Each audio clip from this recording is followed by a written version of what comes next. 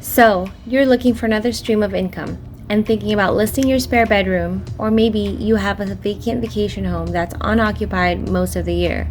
Well, watch this video all the way through and decide for yourself if this is the right side hustle for you. So the first thing you need to decide is what type of listing will you have? Will you have a home share or will you have an entire property? So first of all, what is a home share? A home share basically means you're sharing a home with another guest, meaning they have their own private room, but the common areas are shared. So you basically have a roommate. Now the pros for this type of listing are, 1, you're able to communicate with guests in person. Sometimes being able to do that, guests feel more comfortable. Number 2, you're able to accommodate the guest needs ASAP, meaning if something were to go wrong, say your plumbing, you're able to get it fixed right away, or at least be there to have someone come out and fix it at your house for you. Number 3, guests are less likely to disobey your house rules and to respect your house if you're staying on the property yourself. Now for the cons. Number 1, you don't have so much privacy anymore, meaning as though you're not the only person staying in your house. Number 2, if you're an introvert, it may be a little awkward for you to talk to other people. And then number 3, all the common areas are shared, unless you specifically say, hey, the living room is off limits. But having too many restrictions will make people not want to stay at your listing. Now, on the other hand, if you're renting out an entire place, well then obviously guests have access to the whole house and you won't be living on the property.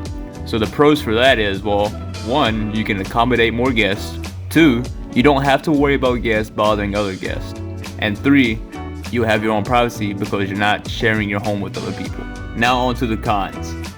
Guests are less likely to follow your house rules, meaning that since you're not on the actual property, people feel as though they won't get caught. You're also not able to accommodate right away. So say the guest has a problem and they can't get into a door, or they can't get into the garage, or whatever it may be. They have to wait for you, or for you to send someone out there. Then you have the possibility, since now you can accommodate more people, there may be more noise going on, and therefore your neighbors may complain. Now, the next question you need to ask yourself is, will you be allowing pets? The pros to that are, you'll have way more guests looking for a place that allow pets because there's not a lot of hosts that do this. So more profit for you basically. And the cons are more cleaning, like pet hairs, maybe little accidents here and there if they're not house trained. They may bark or make other noises and disturb other guests. That's if you're doing a shared homestay. Another thing to consider is what regulations does your city have for short-term rentals. So each state and city has different regulations on running a short-term rental. You first need to see if you're even allowed to operate a short-term rental, and if so, do you need a permit? What kind of taxes do you need to pay? What's the longest amount of days you can host guests? These are just a few examples, so you need to make sure you do your research beforehand so you don't run into any legal trouble down the road. So I called my city hall and got all the information that I needed about operating a short-term rental. So I would advise you to do the same thing as well, just to be on the safe side. Now, the next thing to consider is, will you be cleaning your rentals or paying someone to do it for you? You have to think about your schedule if it's flexible enough. Let's say your guest checks out at 12 p.m. and the next check-in is at 2 p.m.